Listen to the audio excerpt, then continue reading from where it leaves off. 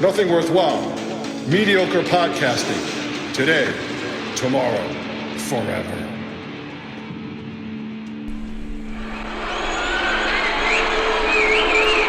Ladies and gentlemen, Eastern Europe's most feared martial artist, Ivan Krasinski!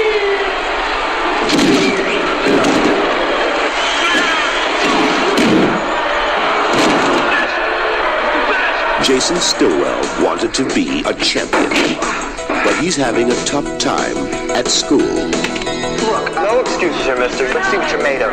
Fight! And a tougher time at life. Stay out of the way, punk. She's mine. But Jason has a dream. Someday I'm gonna be just like him. He needs a little help and a lot of guidance. Now your training begins. He's just found the best. Set the images, all in your head. The result is power! Now, Jason's getting serious, getting fast, Power! and getting competitive.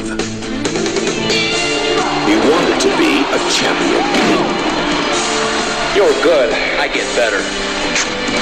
but he never expected to be a hero.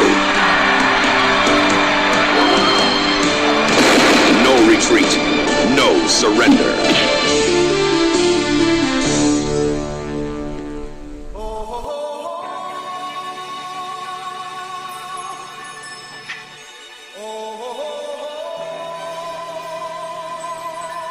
Live from the last of the Action Heroes Podcast Network studios, It's Nothing Worthwhile presents Van Dammit, a podcast about Jean Claude Van Damme. Here's Evan Moody and Andrew Gruthius. Everybody was kung fu fighting. Those kids were fastest. Groo, do me a favor. Adjust your karate gi and fix it. It's, I'm sorry about that. Hold on. Let me get the. Hold on. Let me get the. Let me get the turquoise belt. Well, I was going to say it was a brown belt, but that wasn't because he achieved any kind of karate level. Yeah, it was. It's it's early in the morning. Urine, feces, just a lack of laundry. Actually, Groo, I don't know if you could see. I'm in my '80s short shorts for my workout montage. I got my ankle weights on. Hold on, let me do some one-arm push-ups. Yeah. Let me. Oh shit! Oh, my yeah, God. there you go. Oh God. I think you just pulled an eyebrow. Oh, hold on. Let me get a Budweiser. Oh, and a Marlboro. Yeah, Red. Marlboro. There you go. Light it up. Oh, Swickatine. Cigarettes are good. Cigarettes are good. All right. In honor of this podcast, Groo, let's go back to back. I say no retreat. You say no surrender. All right. Live via Zoom. It's our pilot episode, our newest podcast venture from Nothing Worthwhile. Evan Moody and Braxton Moody, a.k.a. Puppy Shango on the West Coast. Let's bring in my best friend, my partner in crime, Andrew Gruthius on the East Coast. Groo, Van Dammit. How the hell are you, my friend? I'm ready to go with this. Van Dammit indeed. Doing very well. It's the weekend. Long awaited. And we've been trying to get this going for a while. And the stars finally aligned. And here we are, ready to join our esteemed colleagues over at the last of the Action Heroes Podcast Network. And very excited. It's a great day. Well, we do want to thank Ryan Rebalkin and the last of the Action Heroes Podcast Network for giving us a great opportunity to present ourselves. Yes. Hopefully to a brand new and larger audience. For our premiere episode of Van Dammit, a podcast about Jean Claude Van Damme, we will be tackling 1986 No Retreat, No Surrender. But first, it's time for a brand new segment. It's called Nothing Worthwhile presents Obscure Van Damme Trivia.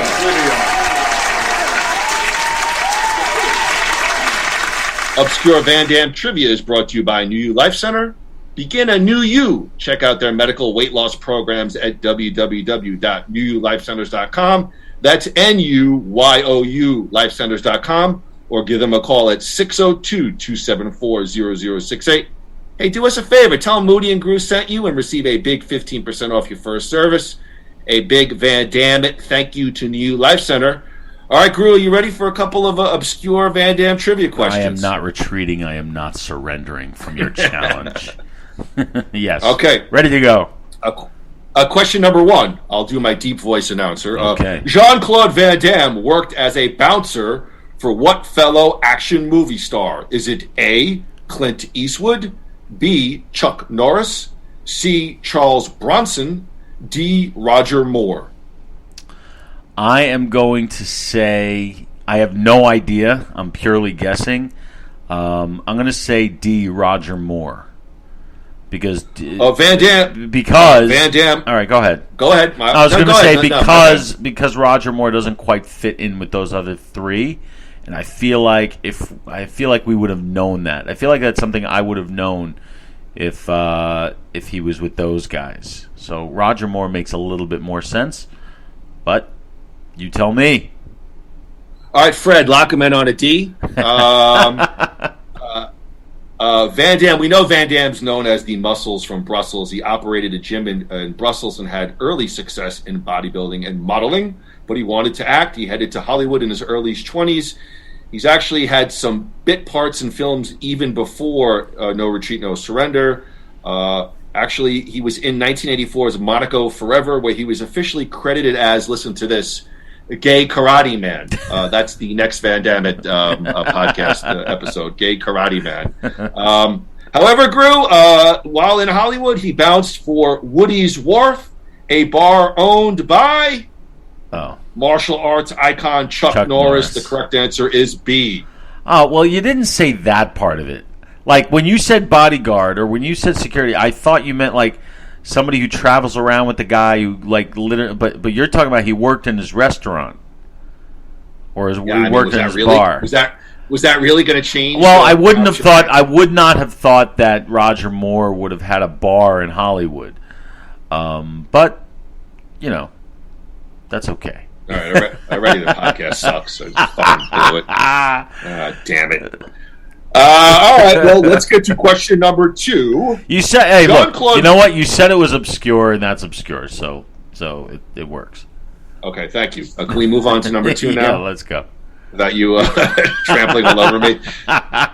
He takes a breath, and I think he's done. And I have always told him, take a breath, I'm going to move on. And he goes, it's the Zoom delay here. It's the delay, you know. That could be true. That's true. Number 2, Jean Claude Van Damme once challenged what fellow action movie star to a fight at Sylvester Stallone's house? Ooh. Is it A, Kurt Russell, B, Peter Weller, C, Steven Seagal, D, Sigourney Weaver? Well, logic would point to Sigourney Weaver, but I don't think I don't think it's Sigourney Weaver. Who was you said Peter Weller? Who was the third one? Kurt Russell, Peter Weller, or Steven Seagal? I'm going to say Steven Seagal. And the reason why is because Steven Seagal and Van Damme kind of became action icons around the same time. Like Van Damme started becoming an above-the-title guy around 1988, I want to say. Like Bloodsport, kickboxer, and Seagal around the same time with like Above the Law and... Mark for Death in those. So I'm going to say C, Steven Seagal. Okay, is that your final answer? That is my final answer. All right, Fred, lock him in on a C. In 1997, Stallone invited both Van Damme and actor Steven Seagal to a house party at Stallone's property in Miami, Florida. At some point, Van Damme expressed irritation that Seagal had previously claimed he could beat Van Damme in a fight. Van Damme demanded Seagal follow him outside to settle it, which Stallone claimed Seagal avoided. Later, the two were at a nightclub where Van Damme again confronted Seagal, who slipped out like Houdini, according to Sylvester Stallone.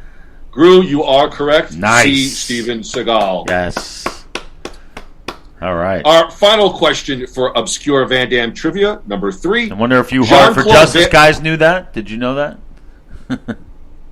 Thank you. Let me start again. Jean Claude Van Damme has 2 statues dedicated in his honor.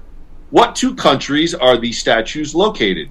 Is it A, Belgium and Azerbaijan, B, Germany and Turkmenistan, C, Netherlands and Poland, D, Pakistan and Indonesia? Jean Claude has two statues dedicated in his honor. What two countries are these statues located? Well, I got to go with A because it's Belgium. I don't know what that other country is, but I would go with A. Azerbaijan. Yeah, whatever that is. I got to go with Belgium, so I'll go with A on that one. In 2012, a statue paying tribute to Van Damme debuted in Brussels, Belgium, in front of the Westland Shopping Center. You don't go to Westland Shopping Center for all your vaping needs? I go to the one in Sawgrass. I don't go to the one in Brussels, but the towering sculpture depicts Van Damme in a martial arts pose, ready to strike. Van Damme also has a second statue sporting his likeness, this one in the country of Azerbaijan. The piece, which features Van Damme doing his trademark splits, is located in the village of Van Damme. So I guess there's a village of Van Damme in Azerbaijan. Hey, this is an and I don't give a damn. Podcast. So damn it. So flim flam or jim jam. All right, that's all it. Right, 2 out of 3. Nice. That 2 out of 3 ain't bad. As 2 out of 3. Said, so very good. Awesome. All right, Groo. Today's Van Dammit podcast, Jean Claude Van Damme's No Retreat, No Surrender, is brought to you by New You Life Center. The journey is everything. Actually, we're going to follow Van Damme in this journey. Phoenix Entrepreneur named them in the top 15 med spa in 2021. Check out all of their medical aesthetics and cosmetic injectables at www.newyoulifecenters.com. That's NUYOU lifecenters.com, or give them a call at 602-274-0068. Tell them that Moody and Groo sent you and receive a big 15% off your first service. Thank you to New You Life Center. Groo, are you ready for No Retreat, No Surrender? I've been ready for this my whole life. It's all coming to this. Groo, it's a No Retreat, No Surrender is a 1986 martial arts film directed by Corey Yuen. That's his American directorial debut, starring Kurt McKinney and Jean Claude Van Damme. We know that Van Damme is specifically cast as Soviet heavy Ivan Kaczynski. Ivan the Russian Kaczynski. I don't know about Krasinski. I think there's a Jewish deli in Coral Springs. Yeah, I remember hanging with Ivan Kaczynski in middle school at West Hollow. I think he was sat across from me at lunch. I remember that kid. Was he in the self-contained classroom setting? Yes, he was. He was in the resource room with us, and you'd often see him at detention. Well, it's good to see that he's done something with himself. I want to do a professional broadcast in this. Thank you. Look, Groo, we know that this is the first film that credits Van Damme with extended screen time. We'll talk about that piece in a minute, but just any early thoughts on seeing a young and very spry Jean Claude Van Damme, really for I guess, quote unquote, the first time on film. Any just initial thoughts? I mean, you're a movie guy. Well, I have to confess, and don't judge me. Oh no! What he's going to give us some obscure? It's not an obscure. I saw him. No, it's not an obscure anything. It's in 1988 saw this movie in the theater. So No Retreat, No Surrender. Actually, no, 1986. 1986. I saw it in the theater before anybody knew who Jean Claude Van Damme was. So to me, he was the bad guy, which he is in the movie. So in rewatching it this past week, it is very interesting to see who, it's really his only role as a heavy. So what are you laughing at? But you actually went to the theater. How old were you? That's what I said. I was 11 years old. Listen, you see this movie, you see the trailers, okay? It had a wide release. It looks Who took you to see it? I went with some friends. I think I had friends then. At 11? Sure. No, it wasn't you. No. I'm saying 11 years old. Well, obviously, my dad probably dropped us off at the Comac Multiplex, but Let me ask you a question. Did you live with hippies? Were there any kind of rules? No, in this absolutely like, none. Hey, I'm 11. I'm going to go to a movie. Yeah, Bye, guys. What? You never saw a movie when you were a kid? Of course you did. But at 11, I mean, probably my mom was like, "No, no." We went to see this movie because it looked like exactly what I think it was trying to be, a cross between The Karate Kid and Rocky IV. And, of course, those were two things I was very interested in. Little did I know that I wasn't getting anything like that, but, what did I know at that age? But the point is, at the time I saw it, Van Damme was just the villain. Years later, obviously, it's very interesting to see him. Okay, so give me years later, like when you watched it now, just early thoughts. Don't give me a review of the movie, but any, right. I don't know, just any interest, when you see a young Van Damme on film, do you see potential? Does it? Yes, he commands the screen. He's yes, he commands the screen. You can see why he became an action hero / star. Same. I'm not comparing the movies. I'm comparing the screen presence. Same with Arnold Schwarzenegger in the original Terminator. Remember, he was the bad guy. But obviously, you could see how he was the centerpiece of the, when he's on screen, you can't look anywhere else. And I think Van Damme has the same, magnetism, even in this movie here. So you could definitely see why he became the star that he became. And he really wouldn't play a villain again until I think the Expendables years and years later, unless I'm mistaken. But yes, even looking at it now, you see him and he eats up the screen. He's a movie star, even then. I'm just fascinated that you actually went to the theater. I just have to say. Well, I said it was a confession. It was something that I knew you would judge me on, and you know what? But for the good of the show, I said it anyway. Because I was about to say my line, so I was going to say too much free time. Hey, if if they came out, no standards. No standards, none at all. Yeah, I mean, go ahead, please. It's the Andy Groo reminds show. me of when I went to see Showgirls by myself. What are you going to go with a bunch of guys? No, you're not going to. Likes boys. I'm sorry. Yes, please, I went to see it. Feel free. I went to see it. I went to see it because it interested me, the type of movie that it was. I was right in the middle of my, I'm always in a Rambo phase, but, you can't get enough of that stuff. I didn't know anything about it other than what it looked like. So it was interesting enough to go see it, and I did. I don't regret it. Well, maybe a little, but it is what it is. And look, I'm glad to say that I went to see Jean Claude Van Damme's first big American movie in the theater. I can lay that claim. I asked him one question. We got an 8-minute soliloquy. Hey, listen, folks, you're going to get that kind of scintillating insight on Nothing Worthwhile presents Van Damme. Well, that is an interesting tidbit. Of course, Groo, this is the first film in the very prestigious No Retreat, No Surrender franchise. Director Corey Yuen was mostly known for his action and directing work. I looked up Corey Yuen. It's mostly, sort of these chopsocky action films in Hong Kong cinema. Yeah.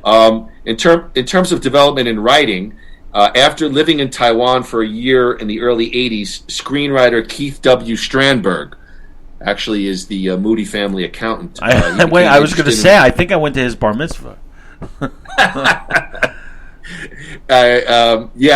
Became interested in working in martial art films as an actor. Strandberg moved back to the United States and became a tour director in China, where he continued to stop by in Hong Kong to make contact with producers and screenwriters.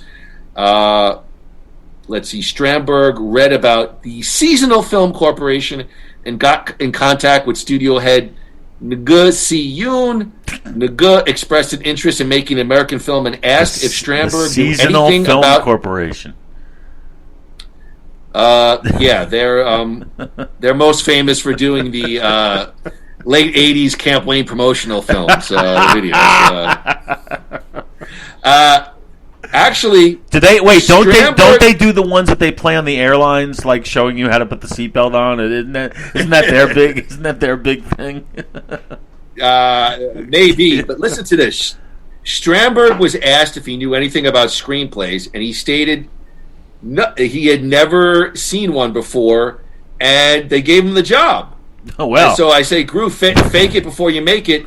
Have you ever heard like a mainstream Hollywood guy who had like literally no experience, kind of making it or getting a crack at something? I mean, only one, Sylvester Stallone. Okay, interesting. But this guy said it's like, do you know? It's like you're trying to get a job as a lawyer. Okay. Well, where'd you go? Where'd you go to law school? I didn't. Oh, you're hired. No, like, actually, what? actually, let me clarify. Stramberg lied. He said he had dealt with screenplays. Oh, he had, despite never seeing one. I apologize. However, they didn't give him the job, and a year later, Nagin C. Yoon from Seasonal Film Corporation contacted Stramberg, saying he wanted Stramberg to write a script for them. So he did write a draft of what would become No Retreat, No Surrender. While production began on the film, Stramberg was on set and spent hours every night changing the script to improve its quality while filming it. Okay, well, there's Keith Stramberg. I mean, do films scramble like that typically and have draft changes along? Oh yeah, all the time. Yes, they call it like new pages. Like if you come to the set in the morning and they say they have new pages for you, that means it's something that's going to deviate from what you've been working with. Actors hate that. Does that mess up? It doesn't mess up the actors? It can mess up the actors. It's probably frustrating for the actors, but it's really no different than any other business. If even like we're in education, it's like we plan on doing something. It's like you plan a lesson. You spend hours and days planning a specific lesson, then you come in and that morning they say, oh, we're going to have an assembly, or oh, we're going to have fire drills this period. We're going to, it's like changing, and they're giving you less time than you thought you would have, and so you have to adjust on the fly. It's the same kind of thing. Well, my question would be: actors have to memorize lines. Teachers don't necessarily have to memorize lessons. So if there's a script change, I would imagine that would be terribly frustrating to an actor. To some, yes. To some, yes. I've seen it both ways. Some are like they know this is what happens. They want the writing to be the best it could possibly be. Some, have the attitude, well, look, I've been working on this. I'm into character with this, and now you're telling me I'm doing that. It's all in the eye of the beholder. So, but it's a very common and more often than not used practice. Happens all the time. Groo, what was the prestigious cast of No Retreat, No Surrender? We have Kurt McKinney as the starring role as Jason Stillwell. Of course, we have Jean Claude Van Damme as Ivan the Russian Krasinski, J.W. Fales as R.J. Madison, Kathy Soleno as Kelly Riley, Tai Chung Kim as the ghost of Bruce Lee, Kent Lipham as Scott, Ron Pennell as Ian Whirlwind Riley, the member of the Seattle Sidekicks, Dale Jacoby as Dean Shooting Star Ramsey, Seattle Sidekicks, and Peter Sugarfoot Cunningham as Frank Peters, member of the Seattle Sidekicks. So, Groo, we do know that a very young Jean Claude Van Damme was cast as Soviet villain Ivan Katrinsky. So on the set, Van Damme, it was reported, performed a roundhouse kick on Peter Sugarfoot Cunningham, who was a 7-time legit mixed martial arts champion, which knocked him out unconscious. Sugarfoot retired with a 50-1 professional bout career, so that was really no joke. Peter Sugarfoot Cunningham, I don't know if people know this, but Groo, your MMA nickname was Andrew Potbelly Gruthius. Yeah. There was nothing wrong with that. I'm sorry. It's cheap heat. I'm sorry. I just I thought it was interesting because I'm sorry.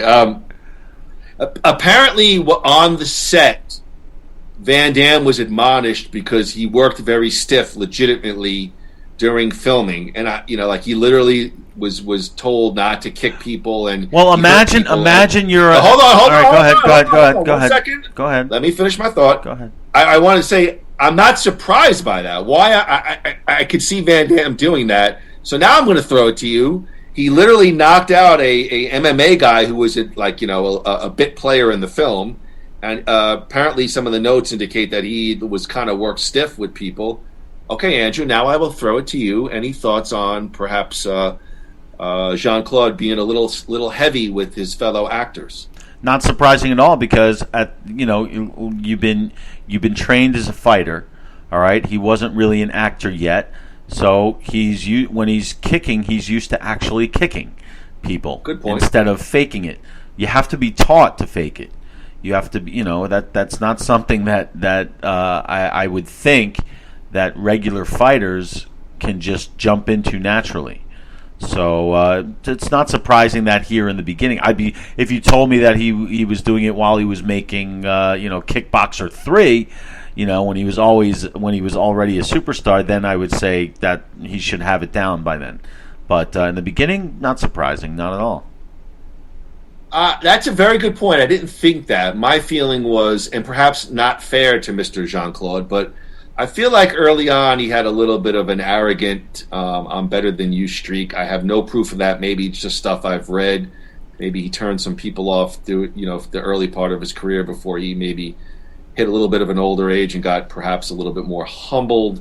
And I have no proof of this. I just when I read that, I was like, I'm not surprised. Like if you said that about Seagal, I wouldn't be surprised either. Right, but I could see that. I could see that because I think he's more of a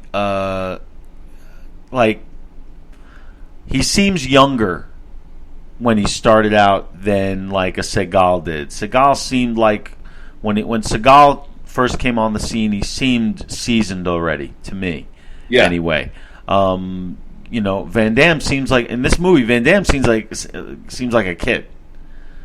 He seems like an older teenager, or like maybe 20, and just like a bully kind of guy. So I think he was younger, maybe more of a chip on his shoulder. Good looking, definitely a handsome guy. So he's got a lot going for him, and I think probably got to let a lot of the attention get to his head, just like so many of these other guys did. But he seems a little younger than most. I didn't do the math, so I don't know, but it just seems that way. Yeah, I mean, I think he's around our age. He's definitely in his 20s here. Oh, he's older than us now, I think. I mean, he's got to be pushing 60, no?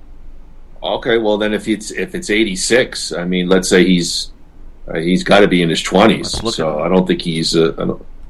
Please go ahead. Let's just wait. No. Keep going. I'm going to look it up while we're moving on. All right, great. Here we go with this train wreck of a podcast. Groo, let's get some background on Kurt McKinney, the handsome young actor who plays the lead, Jason Stillwell. How about this, Andrew? Mm-hmm. Were you familiar with Mr. Stillwell at all? No. I'm not saying prior to the movie, but... Okay. I wasn't familiar with anybody. I didn't see any familiar faces in this movie, when even now. McKinney was a student of the University of Louisville for 1 year. Then he headed out to Hollywood. He did some local commercials and films, was selling cars. Mid-'80s, when he moved to the Hollywood in the mid-'80s, found fame within a few months.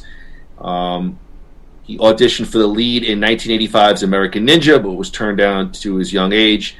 And Groo, his film debut as well would come playing Jason Stillwell, of course, in No Retreat, No Surrender. He was asked to return to 1987's No Retreat, No Surrender 2, which was originally intended to be a direct sequel to the film.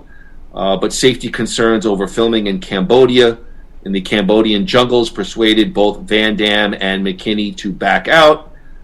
Perhaps a good move for Van Damme, not so good for McKinney. Yeah. McKinney has had guest roles in Gimme a Break, Highway to Heaven, Alf.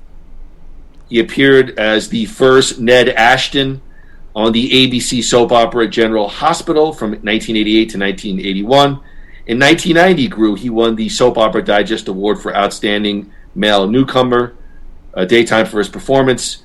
He also won Best Hetero Anal Scene for 1983's X-Movie Academy Awards. The Pornies. Oh wait, I slipped that one in there. That's not true, everyone. I'm gonna have to tell my boss that because I think McKinney is on the sub list at my school right now. So I don't know if they know about that one. I heard Tuesday he's subbing for Algebra 2. Yeah. By the way, Van Damme is 60 years old, which means he was 26 when he made this movie. So that surprises me. No, because no. He was born in 1960. He was born in 1960. Okay, my bad. Okay, you're right. Okay. He was born in 1960, so 26 when he's making or 25, I guess, when he's making the movie. Which he looks younger and he seems younger. Okay. Either way, fair enough. There you go. I think it was all that rouge on his cheeks. Yeah. They're going to really make him that stereotypical. I think Joan Rivers was his stylist for the movie. His second contract TV role was his longest, Groo. He appeared as Matt Reardon in the CBS soap opera Guiding Light from 1994 to 2000, and then 2005 to 2009. So he did have a nice run, as an actor in soap operas. He starred in a minor role in 1999 film Pop. He's had a couple of small movie roles from there, 2000's Cupid and Jane, 2001 Super Talk, 2002 Bending All the Rules, and 2004 Savage Faith. Groo, not a bad run on TV for Mr. McKinney. Movies, not so much. And I asked you about, initial thoughts of Van Damme. Any thoughts on the presence of a young Kurt McKinney and maybe what could have been with his career? Wasting time? Yeah, I mean, if you look at this movie, everybody, I'm just going to say it, everybody in this movie comes off very, very badly. It's probably no. Listen, you have to call it what it is. All right, this is a wonderfully terrible movie. I love watching it. I enjoyed rewatching it. I mean, some. No, but the thing is, the way, and I'm talking about every level. I'm talking about the way it's filmed, the way the scenes are put together, the way it's edited, the sound. It makes everybody look and sound terrible. So it's hard to. I'd have to see Kurt McKinney in something else to get a true sense of how talented the guy is or is not. I don't know. You can't get that. Well, you watch that. You watch that porn scene from 1990 that he won. Either that or Guiding Light, But okay, no, he's not. He comes across as kind of a wimp, kind of whiny, very tough to root for because there's nothing really fun or exciting about him. Van Damme, however, like I said before, has a screen presence that can't be faked. So yes, he just eats up the screen. He does. He chews the scenery a little bit, and Yeah, I love my partner, but he's not one for subtlety. What do you chews mean? up the screen? How else do you want me to say it? I don't want to go. I want to go through the plot first, and then we'll go over, and then I'll give. But you asked me my thoughts of Kurt McKinney, and I wasn't impressed. I don't know. I thought maybe okay, fine. Not impressed. Were you? Well, I mean, your opinion counts here.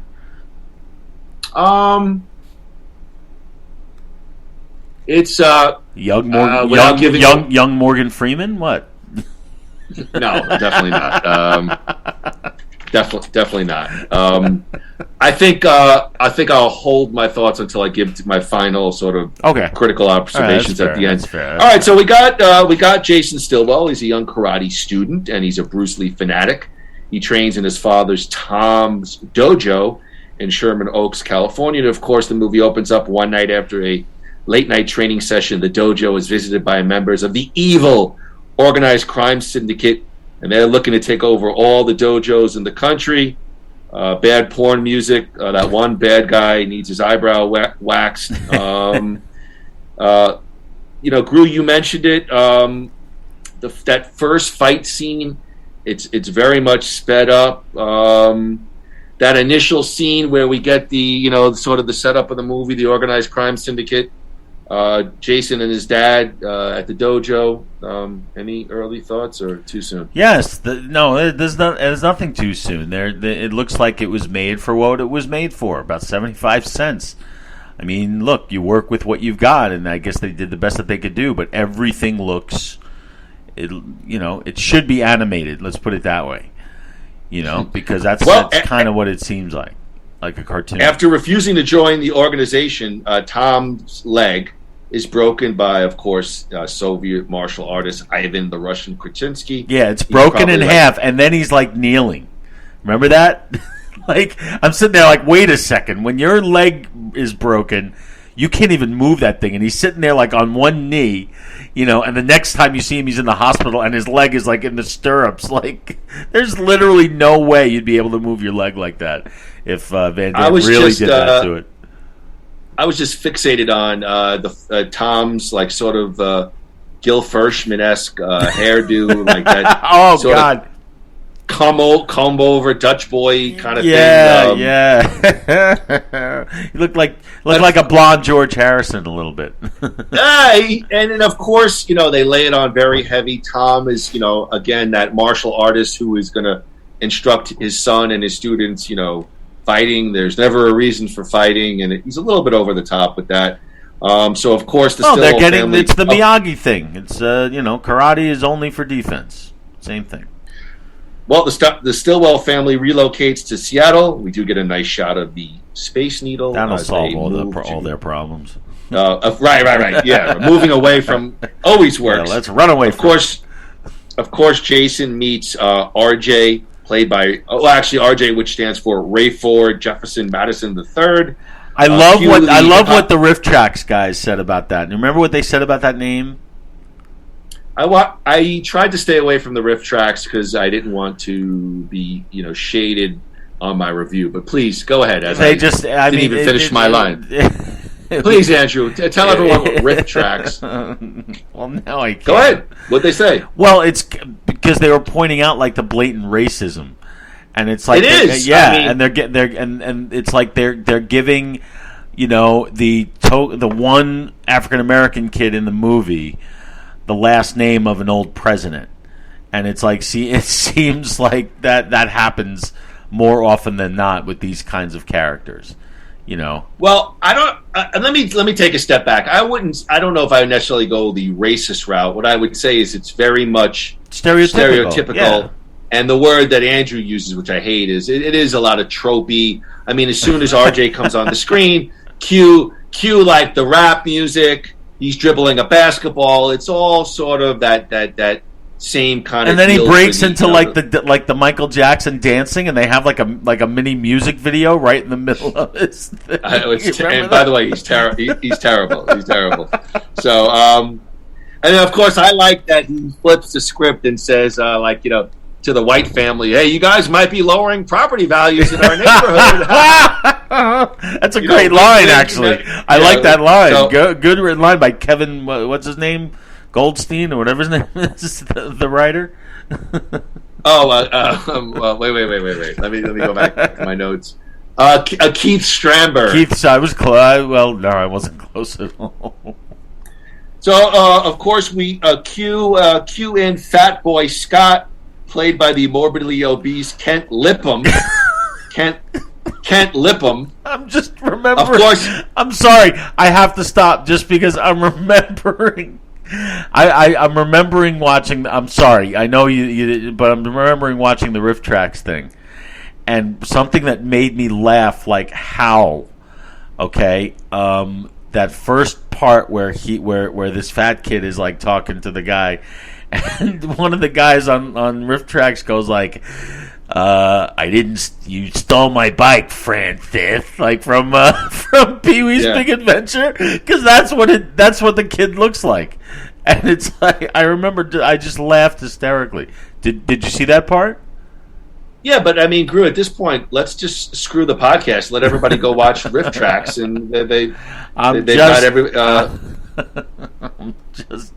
Well, again, of course, the bully's got to be the fat white kid, and of course, he doesn't know how to eat. He's got chocolate smeared all over his face like a gavone. I mean, it's a wonderful, very deep character, very wonderful, very heartbreaking character. Yeah, and then of course, Scott, of course, fighting RJ. RJ is a terrible rapper, by the way, but he's not a bad nose biter. He does get a good chunk of Scott's. We see it along the way. I love when the dad and Tom and Jason, that first argument in Seattle, and he tells him to go to his room, and he's like, "No!" I'm like, "You're 25 years old, and you're so upset about going to your room." He's like, "No, I don't want to go to my room." And I'm like, "I loved going to my room." Please send me to my room. That's exactly where I want to go. I had everything I needed. Yeah, please lock that door. Turn on the Spice Channel. We're good to go. There you go. Jason, of course, reunites with his old girlfriend, Kelly Riley, who lives in the neighborhood with her brother, Ian Whirlwind Riley, who's a newly crowned U.S. national karate champion. Jay just happened to move to Seattle as well, huh? I know. And then, of course, here's, I thought maybe an initial plot hole a little bit. No, not in this movie. No plot holes.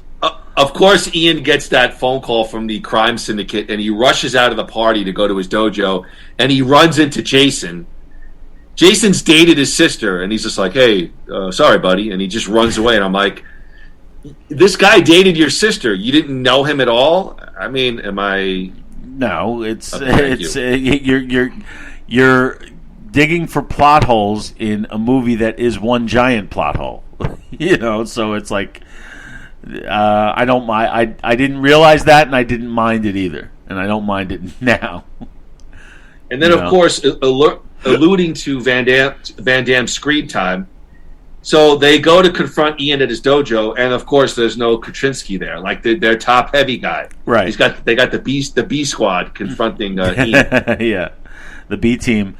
Van Damme wasn't available that day, and they still needed to film. So. Groo, Jason has a hard time adjusting. Him and RJ are constantly beaten up and harassed by the local bullies, of course, led by obese Scott, and arrogant martial artist Dean Ramsey, played by Ron Pinnell.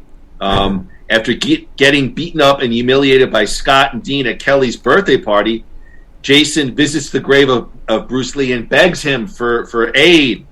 Later that night, Jason and Tom, his dad, have a heated argument over Jason involving him in physical fights, and Jason calls his dad a coward for running away from the crime syndicate, and Tom destroys I love this scene.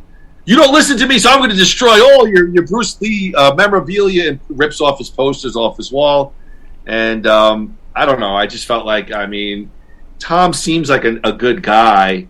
I don't know. I felt like a parent, destroying their son's room was a bit much, but it is 1986. I don't know. That would happen, and I think it pales by comparison when he's already destroyed his life. So, it's no big deal. I don't even remember what the guy was mad at his kid for, but because his kid was openly, involved in physical confrontation, and Tom was always avoid at all costs. Yes, but let's go practice karate, but don't ever use it. Well, he kept on saying karate was, for defense only. Yes, and when people are coming at you, what are you going to do? And by the way, McKinney's Jason looks like a 30-year-old, and he's upset that his dad just ripped down his Bruce Lee poster. Groo, when you're supposed to be upset? When your dad rips down your Farrah Fawcett poster. Yes. That's when you're supposed to be upset. So I have some questions for young Jason here. It's interesting that they chose Seattle to move to, by the way. Well, go ahead. I know you're going to go down some rabbit hole, but go ahead. No, it's just, because that's where Bruce Lee happens to be buried. Oh, so okay. Well, then that was a specific. Yes, but it's funny. It's funny that the father would choose Seattle. not wanting his son to be like ripping down a Bruce Lee, like everything, it's all about Bruce Lee. So I don't want you having anything to do with this nonsense anymore. So let's go to where your hero's buried, and maybe that'll suppress your, whatever it is, your desire to do what. I don't know. I'm lost already. This movie's so great. Interesting point. Distraught, Jason consults with RJ, who helps him move all of his training gear, of course, into an abandoned house nearby. Because Didn't he?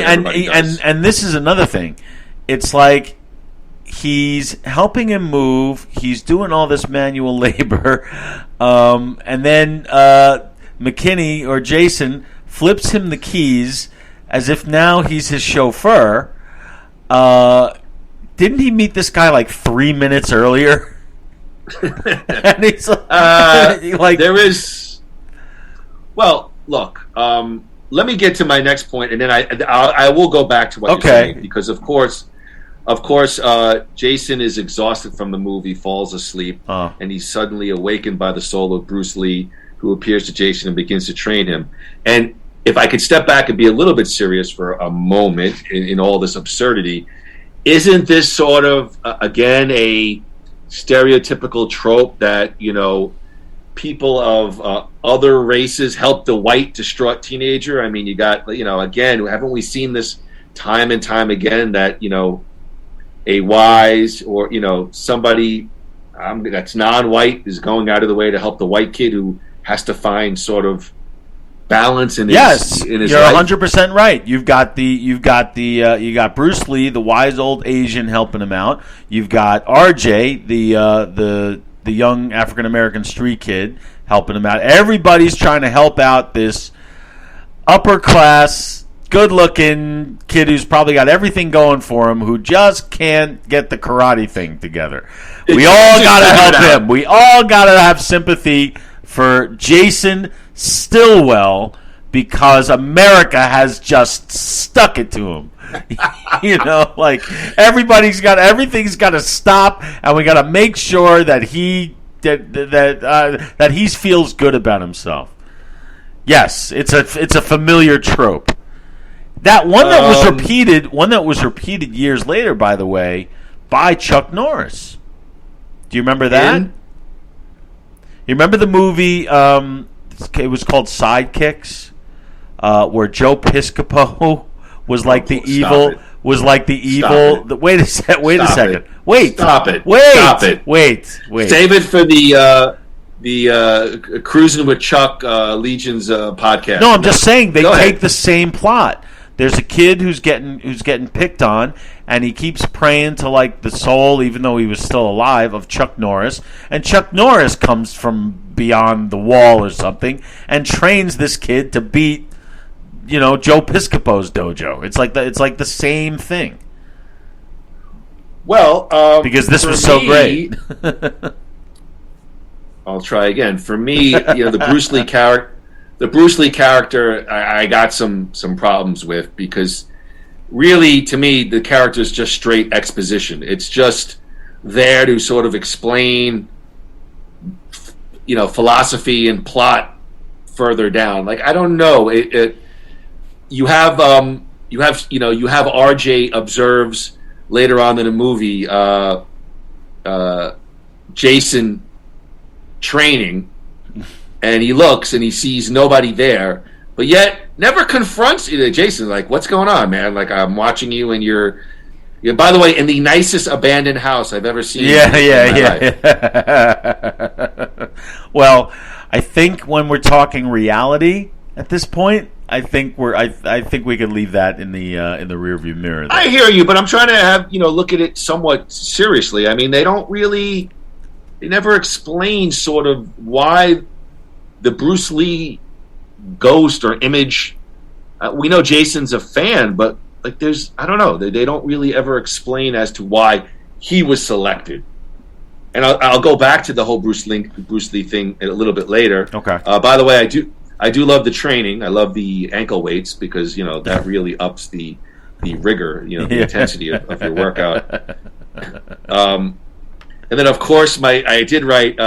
I don't know about you, but did you get any homoerotic overtones with Jason hip thrusting with RJ sitting on his Oh lap, my God, eating Jesus ice Christ! cream.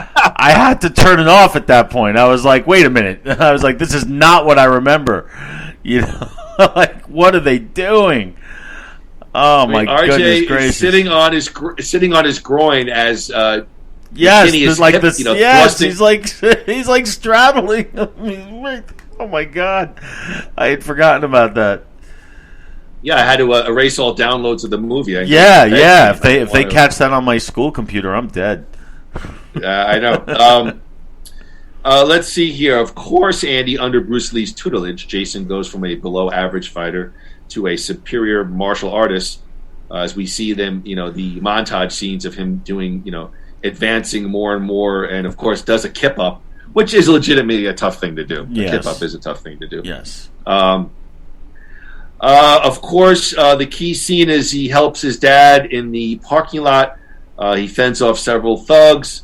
By the way, you mean Dad's going to be happy that he's doing karate now? Is this where his dad comes to realize?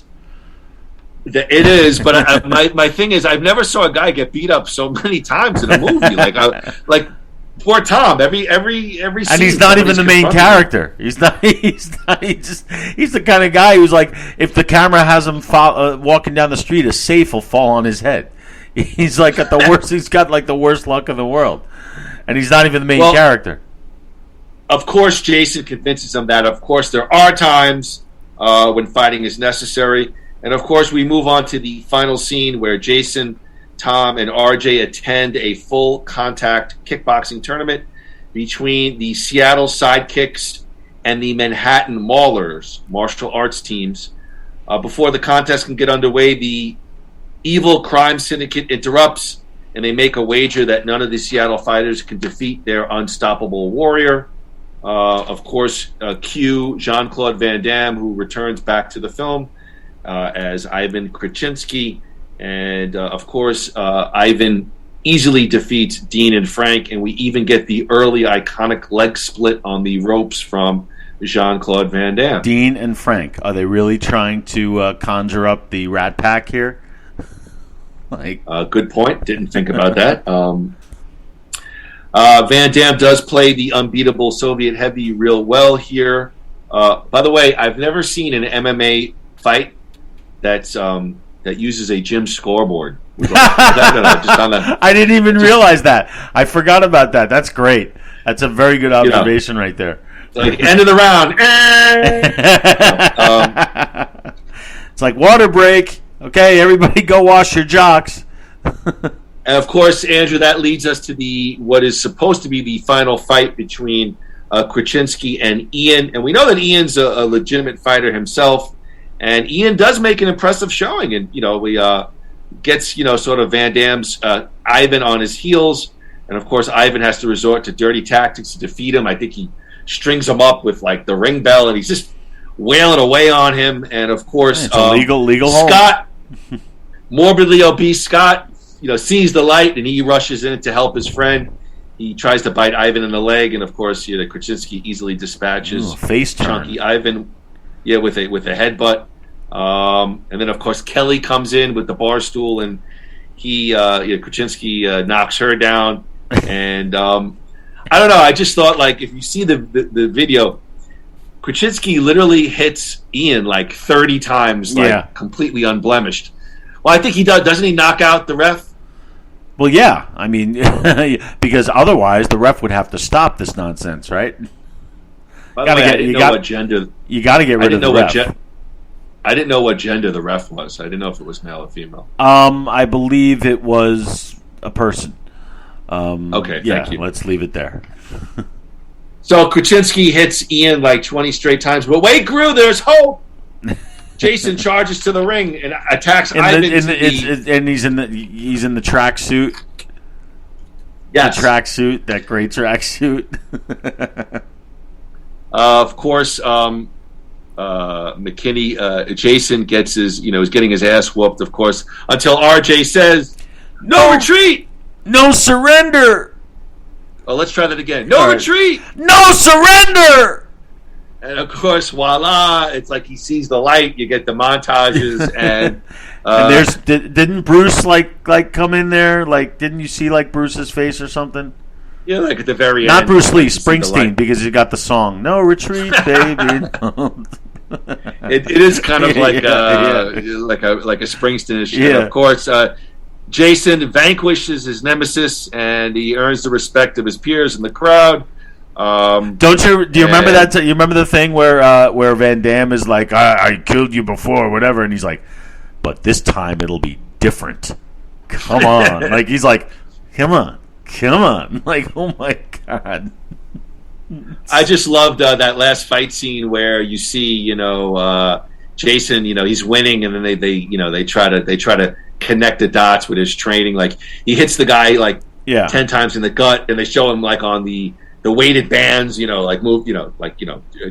and exactly. It's taking, in all seriousness, it's taking every motif from every one of these movies ever made and sort of dumbing it down and turning it, making it work for their story. Which, look, you can't be making this movie and look at it like we're going to win an Oscar. You're making this movie like it's going to be what it's going to be. It's going to make a couple of bucks on its opening weekend because it looks good. Then people will realize what it is, and by then we'll have a few bucks in our pocket and we can go our separate ways. That's the way I look at something like this. Yeah, the only thing Oscar related was Oscar, who was the extra when Van Damme knocked out 6 people in the crowd. Yeah. Well, of course, the organized crime syndicate leaves, and cue cheesy music, and everybody's cheering in the ring for Jason. And my favorite part of the end scene, of course, is RJ's Playboy shirt. Yeah. Oh man, you noticed things that even I didn't. I forgot about that. The cut sleeve, Playboy shirt. So I love his little catchphrase too. Like, "Don't you worry, RJ will provide." I love that. Groo, what was the box office for NRNS? You want to take a gander at how much money this movie made in the? I only found one stat for U.S. and Canada total. Okay, U.S. and Canada. Well, it must have made a little bit of money because it must have been somewhat profitable because they did do sequels. Even though they had nothing to do with this movie, I'm going to say it probably cost about $1 million to make, if that, and probably made maybe $3.5-4 million in U.S. and Canada, around that. Man, my man is on point. Film grossed a total of $4.6 million total in the U.S. and Canada. The No Retreat, No Surrender was released, Groo, on May 2nd, 1986. No Retreat, No Surrender was the 11th highest grossing film on its opening weekend. So, Groo, your take on it is pretty correct. 11th? It's the 11th highest gross. Wait. Did you say 11th highest grossing movie of the year? Oh, no. You said no. It had the 11th best weekend. It was the 11th. Oh, Lord. Oh, my God. The 11th highest grossing film on its opening weekend. So on its opening week, it was number 11 in the box office. Oh, okay. That's all right. That's pretty bad. Yes. Yeah, that's bad. But what we're saying is it eked out enough. It had maybe enough word of mouth that it turned a little bit of a profit. Yeah, like I said, look, idiots like me went to see it because it looked good, or it looked like something interesting. It looked like what was hot at the time. Rocky IV was a year and a half before that. Karate Kid was right there as well. And those kinds of movies were making money, and they were being made. Especially, it was also the rise of Cannon, those guys. So, which I think Van Damme hooked up with them and made a bunch of movies for them. So I think this kind of, in a way, spawned a type of movie that would reign for a good 5-6 years. So, quality-wise, it might be, below the belt, but, legacy... There might be something there,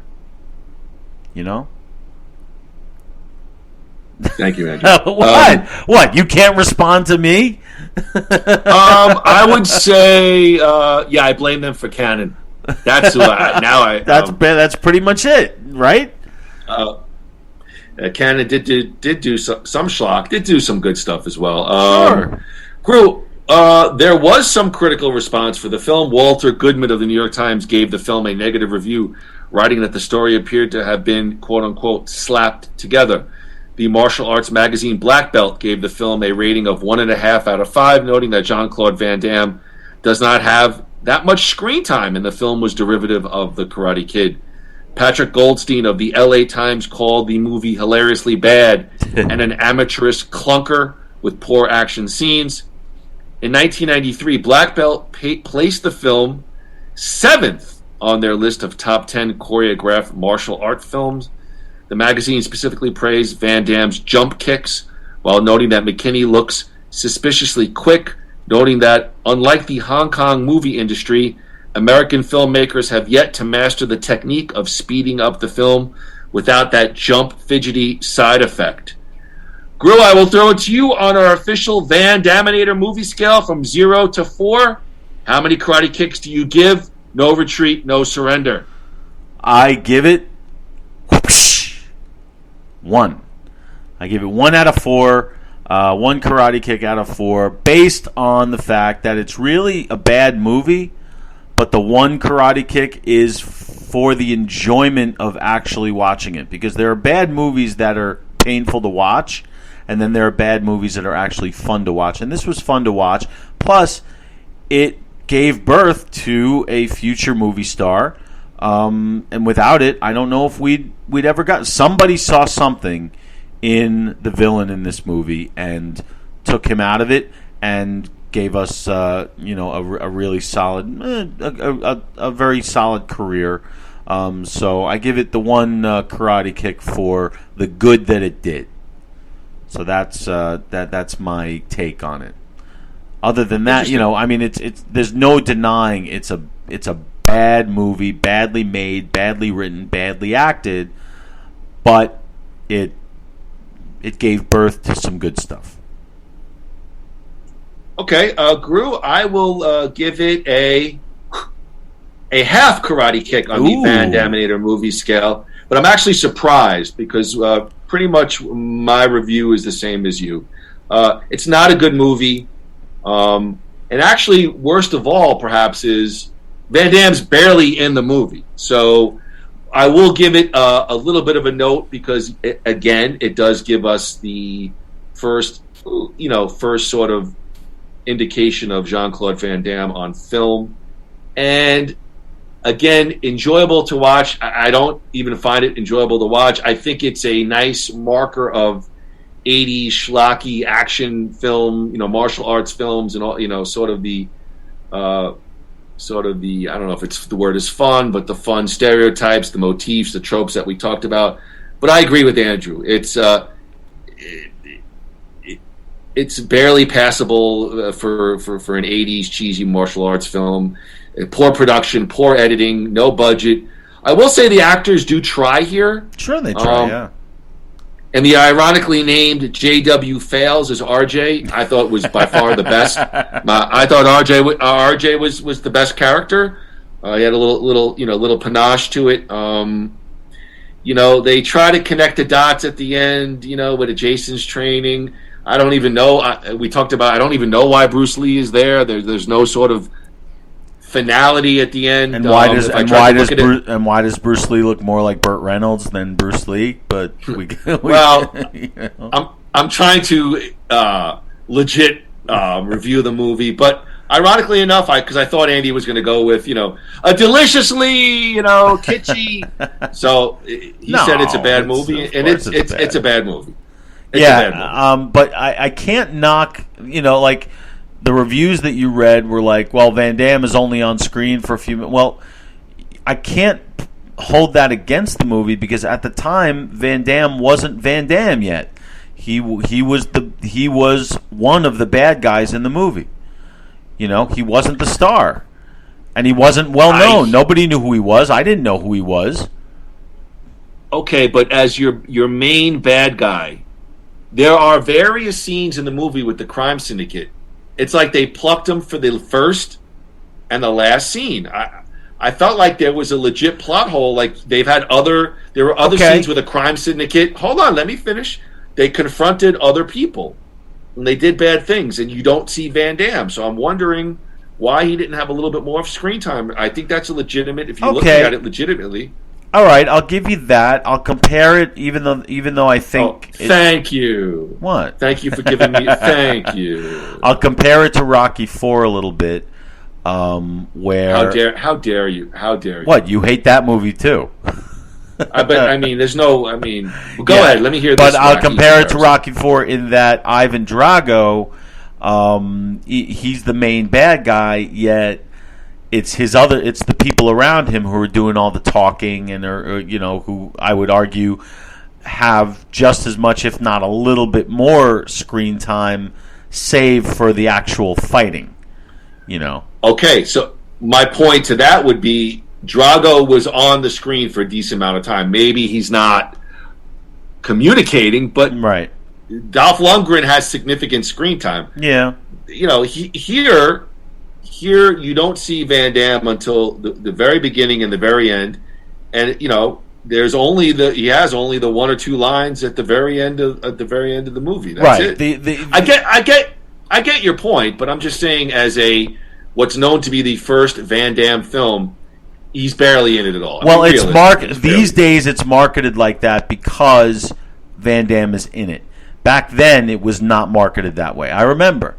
And like today, you'll see movies that come out, whatever. You'll see Kevin Costner in Sizzle Beach, and it's this schlock movie from the early '80s that Costner has like a 30-second part in that they're going to market to try to get people to pay the money to buy the movie because Kevin Costner's in it, and then realize that it's a piece of shit that Kevin Costner's hardly in. It's it's kind of become one of those things where what can we market this thing around to just ink out another $1.50 just to get somebody to watch it, and that's kind of what they do with this movie nowadays. Because if you go on YouTube and you look for it, the first search term is going to be Jean Claude Van Damme, even though he's got very little to do with the movie. So it's become one of those, which is which I would do too. They're trying to still make money off it. Why? Why not? Why not? Doesn't make it better. Doesn't make it worse. It makes it exactly what it was in 1986. Just exactly what we're saying it is. Well, certainly, Jean-Claude, 1986, No Retreat, No Surrender. I mean, certainly that's the kickoff point. Andrew, for our next Van Damme podcast, we will take a look at 1988's Bloodsport. Now we're talking. I am interested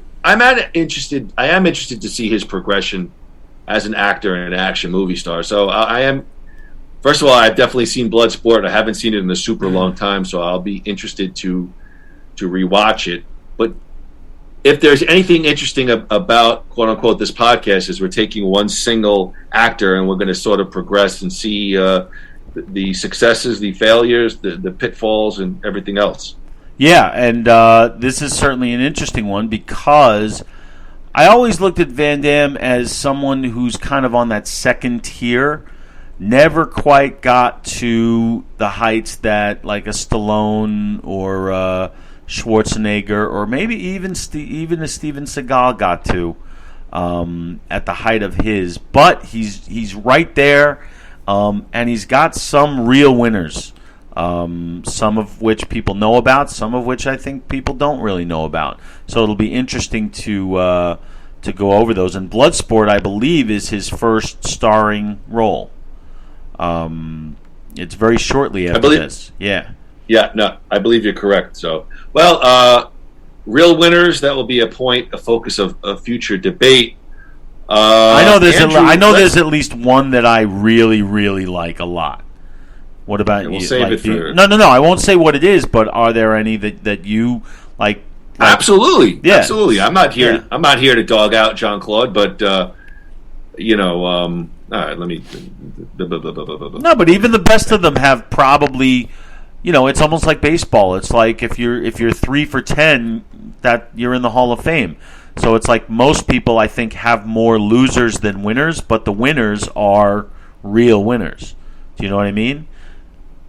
Like Stallone probably has more negative movies than positive, but the positive ones are classics, or the real positive ones are classics. Same with Schwarzenegger, same with Bruce Willis. I mean, Bruce Willis can do 100 of these direct-to-video pieces of shit, but he'll always have Die Hard. And, right, you know what I mean by that? All right, listen.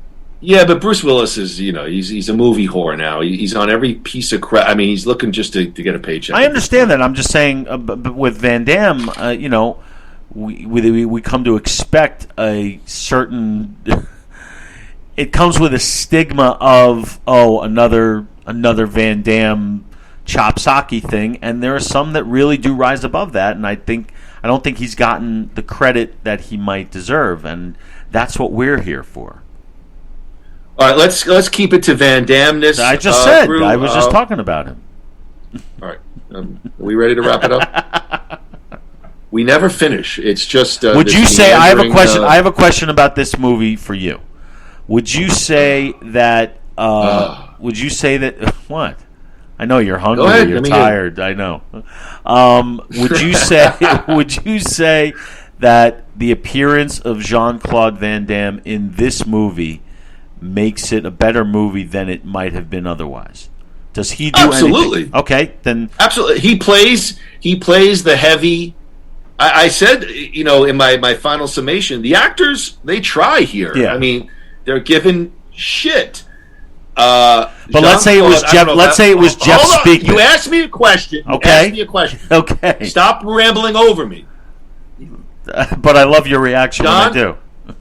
No. Okay, but that makes for a shitty podcast. He plays the Russian heavy well. I mean, come on. You want me to talk about it seriously? Yes. I don't know if I would go to the effect of eating up the scene, but he does the bad foreign villain well here, well enough that he didn't make a mockery of it. You could see that there's perhaps some potential for future stuff. Right. So my question was, like, if Jeff Speakman was in this role, what would the difference have been? I don't know. That's a good question. I mean, I know of Jeff Speakman, but I don't know his filmography. All right, please go to Speakman, the Speakman podcast. The perfect weapon himself. Can we promo our next shows? Yeah, let's do that. Thank you. Well, I don't know. We got like offshoots of podcasts, but subsidiaries. We have. If we haven't completely annoyed you, our next Nothing Worthwhile podcast with Moody and Groo, Andrew and I will be breaking down the Sopranos prequel. That's on HBO Max, premiered yesterday, October 1st. Many Saints of Newark. Groo and I are both Soprano fans, and blah, blah, blah, blah, blah, blah. Andrew, our next Nothing Worthwhile podcast with Moody and Groo. Many Saints of Newark. Yes, the Montesante of Newark. I have not seen it yet. Neither have I. It's out in the theaters, but I'm going to watch it on HBO Max at home probably tonight. Looking forward to it. Don't know how necessary it is, but I've heard some people have said it's very good. Some people have said it's not. I will judge for myself, and I'm looking very much forward to talking about it with you on the next Nothing Worthwhile. Yeah, I have noticed that some of the reviews have been a little midland. That's all I'll say about that. But yes, I'll probably watch it perhaps tonight as well, and looking forward to it. Again, for our next Van Dammit podcast, listen attentively as Andrew and I will break down 1988's Bloodsport. I think we've already said what we. Yeah, I'm looking for. I am actually excited to watch that movie again. It's been a long time, and I know I liked it before. So meaning I know when I saw it, I really liked it. I knew what I was getting with this one. I hated it in the beginning, and I love to hate it even more now. Meaning, No Retreat, No Surrender. So they're always enjoyable to talk about. So I'm looking forward to talking about Bloodsport next week. Well, I'm always a fan of any movie with the word blood in it. Yes. Yes, blood thank you. Blood in, blood out. Well, that's it. I sound like Bill O'Reilly. That's it for this episode of Van Dammit, a podcast about Jean Claude Van Damme. Andrew and I will bid everyone a fond adieu as we say, no retreat! No surrender! Yeah, we'll see you next time, everybody. Later.